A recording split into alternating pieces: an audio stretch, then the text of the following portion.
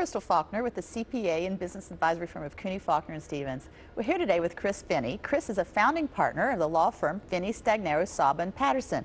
And Chris, you focus in the real estate area, which has to be very interesting over the last few years. Oh, it's been dynamic, to say the least. And you know, real estate is still very low in terms of price, and it could be a great opportunity for people who have the ability to get in at these low prices. Maybe you can share how people can profit from low real estate prices now. Yes, we're seeing a lot of clients who are bringing their money into the real estate marketplace because of these low prices, whether it's a single-family home as an investment or multifamily building.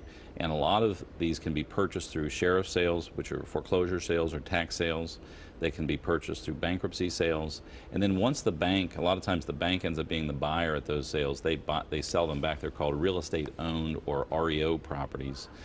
Those can be tremendous bargains as well. But there are some pitfalls that people should at least consider as they explore real estate opportunities. Well, in particular, sheriff sale, foreclosure sale, or tax sales. A lot of people think they can go bid on the property, and then if they win, to both check out the physical aspect of the property and the legal title to the property. And that's just not correct. Once you bid at a sheriff sale, if you're the winning bidder, you've bought the property, and there's no way you can get out of that purchase. So if it turns out later that there's a problem with that property, you've bought it. So notwithstanding the fact there's some upfront cost to that, we encourage people to do as well as they can a physical inspection of the property and to have the title examined on the property before they bid. We had years ago a client who bought a property at sheriff sale that was a Superfund cleanup site. They had environmental problems, and he was stuck with a property that had very significant cost associated with that. It was a disaster for him. This is just an area that people absolutely need to get professional advice to make sure that they dot all their I's and cross all their T's. We had a client in our office yesterday as well who's getting into real estate, and these people have full-time jobs, but a lot of people think that because values are so low and they have the cash to do the financing, to put the down payment down, that they're going to become real estate professionals. But my advice always is make sure that you hire people such as yourself who know how to do this, and clearly look at the cash flow and make sure that you can afford to continue the upkeep of the property. That's right. I mean, I'm no expert on real estate investment. I'm an attorney, but it sounds a lot easier than it is. Tenants are a lot of headaches. They can do damage to property. If they don't pay their bills, like the water bill, you can be stuck with it. And then you have a lot of downtime. When a property becomes vacant, you have to fix it up. You lose 3 or 4 months of rent until you get it rented out again. So just running the numbers straight and saying, well, gee, I can buy something for $500 a month or $5,000 a month and I get $10,000 a month of income, it's not quite that simple an analysis. It's never as simple as it seems, is it? Chris Finney, thanks for that great advice. We're going to continue our conversation with Chris Finney at WCPO.com. So Chris, switching gears a bit, real estate taxes are due next month. You can actually, in Hamilton County, go online and find out what your real estate tax bill is going to be. Let's talk about what happens if you think that your real estate is valued higher, or actually too high, that in essence you're paying too much tax.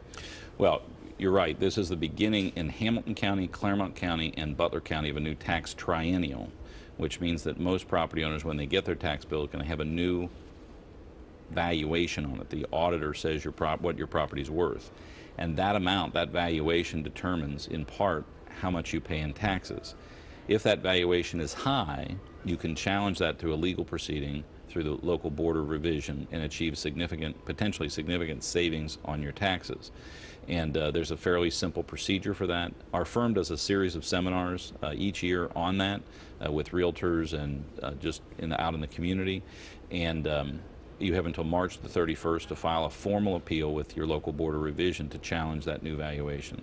And even though you may think that the value is too high, you really do have to have evidence, don't you? You have to have substantiating evidence that in fact the property is valued too high. Right. We actually teach a 1-hour or 3-hour course on all the details. There are some pitfalls. You can actually get your property tax raised if you're not careful.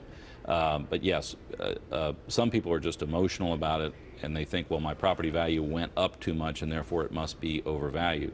And that's not necessarily correct. The question is, what is your auditor's valuation? compared to the true value of the real estate. And if the auditor's valuation exceeds the true value, which is what it would sell for, in this case as of January the 1st, 2011, then you have a legal right to challenge that. But you have to, as you say, you have to produce proof, which would be comparable sales typically in your neighborhood, actual sales of closed properties that would show what the real value is. Which might be kind of tough right now since sales haven't been moving as much recently. That's one of the challenges with Board of Revisions right now. There's so few sales. And in fact, they exclude the things we just talked about, which are REO sales, foreclosure sales, and short sales. And because you can't consider those sales as part of that database, a lot of times there's not sufficient evidence to support a reduction in your value. Well, is this something that someone watching can do for themselves, or do they need to hire an expert? A lot of people do present their own cases to the Board of Revision, homeowners. Not very many business owners do, but a lot of homeowners. And if you call the Hamilton County Auditor's Office, or I think most of the local auditor's offices, they actually have fairly detailed written instructions about how you can do that, and the form is available online. If you want to learn more, you can go on our website, which is FSSP, which is Frank Sam Paul law.com, and they'll list the seminars, which are all free, that we do about property tax valuation reduction. And so you can learn on your own, and we teach people how to do this by themselves. They don't have to hire us if they want to do their own case. Well, I actually have had clients that's hired you, and I know that people can save thousands of dollars if they just take the time to see whether or not this can work for them. Yeah, I mean, our firm will evaluate a case, say, is it worth taking to begin with? And if it is, we'll do it on a contingent fee basis, so the client has very little risk going forward on their own. But for a homeowner to do it themselves, or for us, there's many times, not always, 15 to 35% savings on your tax bill. Hopefully with the new valuations that are coming out, the auditors caught a lot of those reductions.